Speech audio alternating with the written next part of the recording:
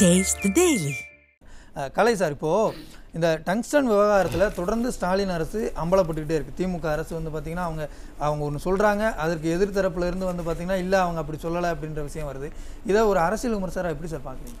எங்க ஏற்கனவே பாதுகாக்கப்பட்ட வேளாண் மண்டலமாக அறிவிப்பதற்கு முன்பு அங்கே ஹைட்ரோ கார்பன் மீத்தேன் அந்த திட்டங்களுக்கான ஒப்பந்தத்தை போட்டது ஓஎன்ஜிசியோட இந்த திமுக அரசு டெல்டா மாவட்டத்தில் அந்த ஒப்பந்தத்தை போட்டு என்ன சொல்லிட்டாங்க பின்னாடினா அதுக்கு உடனே என்னாச்சு, அவங்க ஆய்வு ஒன்றும் பண்ணலை, அவங்க ட்ரில்லிங் ஆரம்பித்தாங்க. யார்? ஓஎன்ஜிசி ட்ரில்லிங் ஆரம்பித்தாங்க. ட்ரில்லிங் ஆரம்பித்த பிறகு அந்த மக்கள் போராடின உடனே, எல்லாரும் எந்திரிச்சு போராடின உடனே திமுக என்ன பதில் சொல்லிச்சுன்னா, நாங்கள் ஆய்வு தான் நடத்துறதுக்கு தான் அனுமதி கொடுத்தோம், ட்ரில்லிங்க்கு நாங்கள் அனுமதி கொடுக்கல அப்படின்னு ஒரு சாக்கு சொல்லி நாங்கள் அதை பெர்மிட் பண்ணலைங்கிற மாதிரி ஒரு நாடகம் ஆடினல. கலை சார், இப்போது காசிநாத பாரதி சார் சொல்லும்போதும் அந்த மீத்தேன் திட்டத்தை வந்து ஒரு எடுத்துக்காட்டாக சொல்கிறாரு. இப்போ அங்கே ஒரு இரட்டை வேடம் போட்டாங்க அப்படின்னு தெரியுது. அதே மாதிரியான இரட்டை வேடம் இது எந்த இடத்துல வருது? ரெண்டையும் ஏன் ஒப்புமைப்படுத்தி பார்க்குறீங்க? ஆமாம், இந்த இடத்துலையும் இரட்டை வேடம் போடுறாங்கங்கிறது அவர் விரிவாக சொல்லிட்டார். அதுக்குள்ளே நான் இப்போ இன்னும் டீட்டெயில்டாக போக வேண்டிய அவசியமே இல்லைன்னு அவர் சொல்லிட்டார். அதாவது வந்து இவங்க நாடாளுமன்றத்தில் இது மக்களவையில் எதிர்த்தாங்க, திமுக எம்பிஸ் எதிர்த்தாங்க. நாடாளுமன்றத்தினுடைய மாநிலங்களவையில் திமுக எம்பிஸ் எதிர்க்கலை. அவங்க என்ன சொல்கிறாங்க, இவங்க நீ ஏன் எதிர்க்கலைன்னு கேட்டால் உங்கள் தம்பித்துறை ஆதரிச்சாருன்னு சொல்கிறாங்க. தம்பித்துறை ஆதரித்தது வேறு விஷயம்.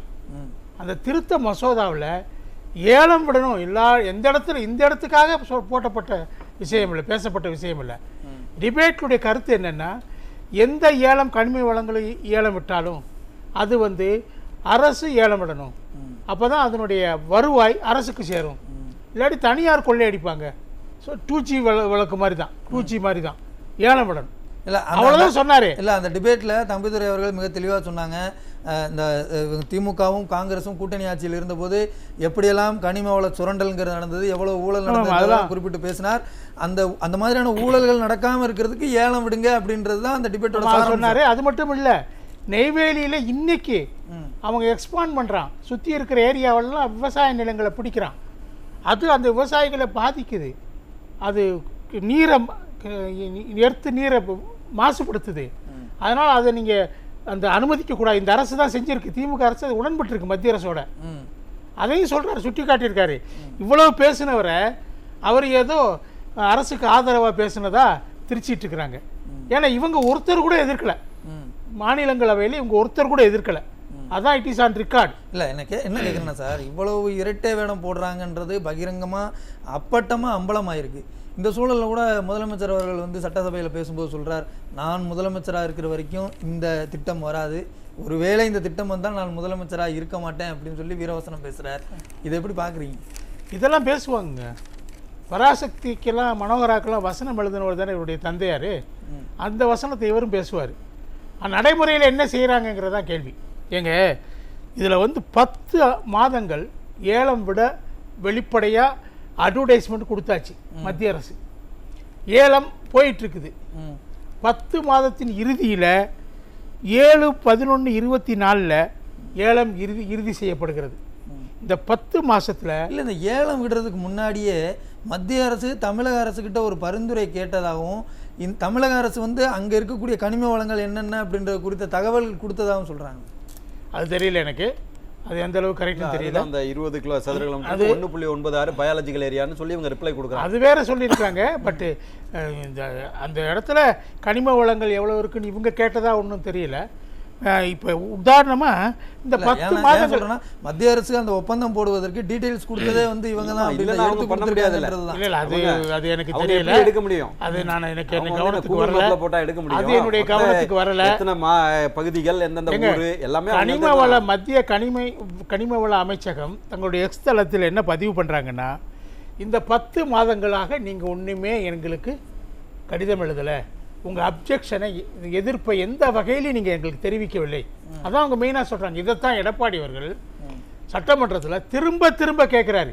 என்ன கடிதம்? அதுக்கு பதிலே வரலைங்க அவங்ககிட்டருந்து. ஆனால் என்ன சொல்கிறாங்க தெரியுமா, இவரை கட் பண்ணுறாங்க, இவர் பேசுகிறத கட் பண்ணுறாங்க, ரிலே பண்ண மாட்டேங்கிறாங்க. மற்ற 2 பேர் பேசுகிறத ரிலே பண்ணிக்கிட்டே இருக்கிறாங்க. இவர் பேச வரும்போது கட் பண்ணிடுறாங்க. அப்போ அதுக்கு என்ன சொல்கிறாரு முதல்வர் தெரியுமா உங்களுக்கு? இது ஒன்றையே சொல்லிட்டு இருக்கார் இவர். இந்த 10 மாதம் நீங்கள் ஏன் வந்து தலையிடலைங்கிறது எழுதலை, மத்திய அரசுக்கு அப்ஜெக்ஷன் தெரிவிக்கலை, மத்திய அரசினுடைய கனிம வளத்துறை எக்ஸ்தலத்தில் அதை பதிவு பண்ணியிருக்கிறான். இல்லை நான் என்ன கேட்குறேன், இப்போ எதிர்க்கட்சி தலைவர் கேள்வி கேட்கும்போது இவங்களால லைவ் கட் பண்ண முடியும், கூச்சல் போட்டு மடை மாற்ற முடியும், எல்லாம் செய்ய முடியும். ஆனால் மக்களை ஏமாற்ற முடியாது. இல்லை எல்லாமே ஒரு நாள் வெளியே வரும்ல. இன்னைக்கு வெளியில் வந்துட்டு தான் இருக்கும், அதில் சந்தேகமே இல்லை, வெளியே வந்துட்டு தான் இருக்கும். எங்க வேளாண் மண்டலமாக அறிவித்ததே தப்புன்னு நாடாளுமன்றத்தில் இந்த கூட்டத்தொடரில் ஆரம்பத்தில் இதே கனிம வளத்துறை மத்திய கனிம வளத்துறை அங்கே நாடாளுமன்றத்தில் பேசினாங்க. லோக்சபாவில், மக்களவையில். அங்கே ஏடிஎம்கே ஆள் இல்லை. அங்கே திமுகவினர் இல்லை, இது விவசாயத்தை சம்பந்தப்பட்ட விஷயத்தில் அந்த என்ட்ரி 37 படி மாநில அரசுக்கு அதிகாரம் இருக்கிறது அப்படின்னு சொல்லவே இல்லைங்க. ஏன் சொல்லலை? வேளாண் அவங்க அதை பற்றி கவலைப்படலை. மாநில அரசு அதிமுக கொண்டு வந்த ஒரு சட்டத்தை ஆதரித்து அவங்க பேசலை. அதிமுக கொண்டு வந்தது திமுக கொண்டு வந்ததுன்றதை விட டெல்டா மாவட்டங்கள் இந்த அந்த மீத்தேன் திட்டத்தால் பாதிக்கப்படுறாங்க, அந்த மக்களை பாதுகாக்கிறதுக்காக கொண்டு வந்த ஒரு திட்டம், தமிழக அரசு கொண்டு வந்திருக்க ஒரு திட்டம், அதை திமுக வந்து சுட்டிக்காட்டி பேச வேண்டாமா? பேசலையே. அந்த நாடாளுமன்றத்தில் அவங்க அந்த டிபேட் ஃபுல்லாக அவங்க ஒன்றுமே பேசலை. அதுதான் நான் சுட்டி காட்டுறேன். என்ன இவங்களுடைய நாடகம், கபட நாடகம் என்ன? நீங்கள் ஓஎன்ஜிசி இந்த வேளாண் மண்டலம் அறிவித்த பிறகு தன்னுடைய ட்ரில்லிங்கை வேறு இடத்துக்கு எக்ஸ்பாண்ட் பண்ண முடியலை. என்ன அது மட்டும் இல்லை, ஒரு குவைத் நிறுவனம் இங்கே 50,000 கோடி இன்வெஸ்ட்மெண்ட் கடலூர் சுற்றி இருக்கக்கூடிய வேளாண் மண்டல பகுதிகளில், அதில் வேளாண் மண்டலத்தை சார்ந்த 25 கிராமங்கள் வர்றதுனால அது ஒப்பந்தம் போடப்பட்டது. 50,000 பேருக்கு வேலை கிடைக்கும், 50,000 கோடி இன்வெஸ்ட்மெண்ட்டு. ஆனால் எடப்பாடி அரசு என்ன பண்ணாங்க? அதை கேன்சல் பண்ணாங்க. எதுவானாலும் பரவாயில்ல, வேளாண் மண்டலத்தை பாதுகாக்கணுங்கிற உறுதி காட்டினாங்க. அந்த உறுதி எங்க இருக்கு? இல்ல திமுக அரசு ஏன் இல்லாம போச்சு? ஏன் அவங்க சந்தர்ப்பவாதிகளுங்க, எந்த நேரத்தில் எதில் சம்பாதிக்கலாம்னு பார்க்குறவங்க தானே அவங்க. ஒன்றும் இல்லைங்க, மணல் கொள்ளை எடுத்துக்கோங்க. செந்தில் பாலாஜி என்ன சொன்னார்? இன்னைக்கு நைட்ல இருந்து ஆட்சி வந்தாச்சு, திமுக ஜெயிச்சாச்சு, ஆட்சிக்கு வரப்போகுது, இன்னும் ஆட்சி கட்டில் ஏறலை, இன்னைக்கு நைட்ல இருந்து நீங்கள் மணல் அள்ளலாம், வேண்டிய அளவுக்கு அள்ளி கொள்ளலாம், கொள்ளையடிங்க அப்படின்னு அறிக்கை விட்டாருங்க. அதனால தானே இன்னைக்கு 6,000 கோடிக்கு மேலே அரசுக்கு வரக்கூடிய வருமானம். அது இவர் சார் சொன்ன மாதிரி அது 30,000-35,000 கோடி இருக்கும். ஏன்னா அதை வந்து அது மட்டும் இல்லைங்க, இவங்க என்ன கனிம வளங்களை கொள்ளையடிக்கிறதுல இவங்க கில்லாடிங்க. தொடர்ந்து கேரளாவிலேருந்து அந்த கனிம வளங்களை வெட்டி எடுத்துட்டு போறாங்க. இல்ல நான் என்ன சொல்றேன்னா, மத்திய அரசு வந்து ஒரு தகவல் சொல்றாங்க, ஆனா நீர்வளத்துறை அமைச்சர் என்ன சொல்றாருன்னா, மத்திய அரசு சொல்றது பொய், அதிமுக சொல்றது பொய், நாங்க மட்டும்தான் உண்மையா அந்த பிரச்சனையை எதிர்கொண்டுகிட்டு இருக்கோம் அப்படின்லாம் பேசுறாங்கல்ல, அதை எப்படி பாக்குறீங்க? நீங்க எங்க எதிர்கொண்டீங்க? நீங்க எழுதின கடிதம் வெளியே வந்தாச்சு 3/10/2003 என்ன நீர்வளத்துறை அமைச்சகம் எழுதிய கடிதம் வெளியே வந்தாச்சு. மத்திய அரசு இவங்க இல்ல, மத்திய அரசுக்கு எழுதிய கடிதம். அதில் என்ன சொல்றாங்க? 18/10/2023 நீங்க இதை நிறுத்தணும் சொல்லலை, ஏலம் விடுவதை நிறுத்தணும் சொல்லலை, ஏலம் நடத்துவதை எங்கிட்ட ஒப்படைங்க, எங்களுக்கு தான் அதுக்கு உரிமை இருக்குன்னு பேசுறாங்க. புரியுதா உங்களுக்கு? இது என்ன அர்த்தம்? இதுல என்ன அர்த்தம் இருக்கு? அதுக்குள்ள என்ன சார் நோக்கம்? டங்ஸ்டன் வந்து ஒரு விலை மதிப்பு இல்லாத பொருளுங்க.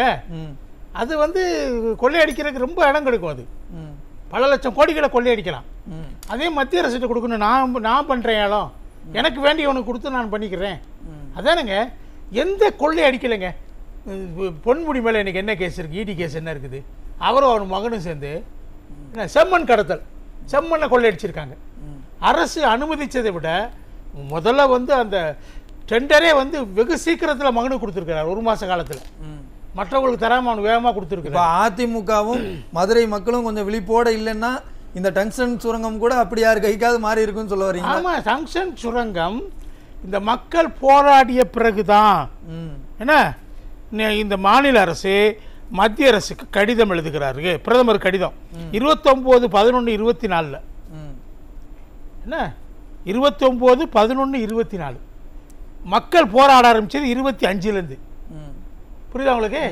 போராடுற வரைக்கும் இவங்களுக்கு அதை பற்றி கவலை இல்லை. இனிமேல் தாமதிக்க முடியாதுன்னு சொல்லி தாங்களே பாதுகாத்துக் கொள்வதற்காக அந்த பிரதமருக்கு கடிதம் எழுதுறாங்க. பாருங்க எவ்வளவு லேட்டாக எழுதுறாங்க பாருங்க. மக்கள் எதிர்த்த பிறகு தான் உங்களுக்கு தெரியுது. அதே தான் ஹைட்ரோ கார்பன் விஷயத்தில் வேளாண் மன்றத்தில் ஓஎன்ஜிசி ட்ரில்லிங் ஆரம்பித்த பிறகு அந்த பகுதி மக்கள் எதிர்த்த பிறகு தான் திமுக என்ன வருது, இல்ல நான் முழு காலங்காலமா அனுமதி இரட்டை கொடுக்கல, வேடம் பாதி போடுறாங்கன்னு அனுமதி தான் சொல்றீங்க. கொடுத்தேன்னு சொல்றாங்க. தொடர்ந்து பேசலாம் சார், தொடர்ந்து பேசுறேன் சார். கலை சார் இப்போ கூட இதை வந்து பாதுகாக்கப்பட்ட வேளாண் மண்டலமா அறிவிச்சா வேலை முடிஞ்சது அப்படின்றத சார் சொல்றாரு. ஆனா இவங்க தீர்மானம் மட்டுமே போட்டுட்டு இருக்காங்க, எப்படி பாக்குறீங்க? இல்லை நான் என்ன சொல்கிறேன், இவ்வளவு நடந்த பிறகும் திமுகவோட கூட்டணி கட்சிகள் பெருசாக ஒன்றும் எதிர்ப்பு தெரிவிக்கலையே. அந்த போராடக்கூடிய மக்களோட போய் சேரலை சார். அவங்க 25 சீட்டு கேட்டு இப்பதான் இன்னொரு போராட்டத்தை ஆரம்பிச்சிருக்காங்க. கரெக்ட், அவங்க அதெல்லாம் செய்யட்டும், அது நியாயமானது. 50 கேட்கலான்னு நினைக்கிறேன், உங்களுக்கு நான் சஜஸ்ட் பண்ணுறேன். ஆனால் ஏன் வந்து இந்த மக்களோட சேர்ந்து அங்கே போராடி இதை வந்து டங்ஸ்டன் எதிர்க்கிறாங்க, சுரங்கத்தை எதிர்க்கிறாங்க, திமுக எதிர்க்கிற அளவுக்கு தான் எதிர்க்கிறாங்க. அதை தாண்டி போய் திமுக எதிர்க்குதாங்கிறதே இப்ப கேள்வியாக இருக்கு. திமுக எதிர்த்த பிறகு அதை எதிர்க்கிறாங்க. ஆனா திமுக நடத்திய நாடகத்தை அம்பலப்படுத்த மாட்டேங்கிறாங்க, அதை பத்தி பேச மாட்டேங்கிறாங்க. அப்போ திமுகவினுடைய நாடகத்தை திமுகவை பாதுகாக்கிறாங்க. அந்த நாடகத்தில் இருந்து திமுக மக்களிடம் கலை சார் அம்பலப்படுத்தாமல் பாதுகாக்கிறாங்க. இல்ல நீங்க என்ன சொல்ல வரீங்கன்ற புரிஞ்சிருச்சு. திமுக மட்டும் இரட்டை வேடம் நினைக்காதீங்க, கூட்டணியில இருக்க எல்லாருமே இரட்டை வேடத்தோட தான் இருக்காங்க. கட்சிகளுக்கு என்று தனியா எந்த கொள்கையும் கிடையாது, எந்த செயல்பாடும் கிடையாது. அவர்கள் திமுகவினுடைய ஒட்டுணிகள். மக்கள் புரிஞ்சுப்பாங்க. திமுகவோட சேர்ந்து அவர்களும் மூழ்குவார்கள். இன்னொரு முக்கியமான சொல்றேன், மணிகங்காதரன் ஒரு விஷயம் நல்லா சொன்னாரு, மத்திய அரசுக்கும் மாநில அரசுக்கும் இதுல ஒரு உடன்பாடு இருக்குது, அதை நம்ம புரிஞ்சுக்கிறோம். நன்றி சார். ரொம்ப நுணுக்கமா அவர் சொன்னாரு, ரொம்ப நல்ல விஷயம். இவங்க எழுதுறது அவங்க எழுதுறது இதை வெளியிடாம இருக்கிறது நேரம் இல்ல. நன்றி சார். வெளியிடாம இருக்கிறது. இப்போ இதெல்லாம் பாதுகாக்கப்பட்ட வேளாண் மண்டலமா அறிவிக்கலாம் அப்படின்ற ஒரு ஐடியாவை சொல்றாங்க. அதிமுக ஏற்கனவே செஞ்சிருக்காங்க. செய்யாம சில பகுதிகளை விட்டு ஏன் இருக்கிறீங்க? இன்னும் கூட சில பகுதிகளை விட்டுட்டு அவரோட நேரம் அங்கே நடத்தலாங்கிறது தான் இன்னும் அதை கைவிடல மத்திய அரசு.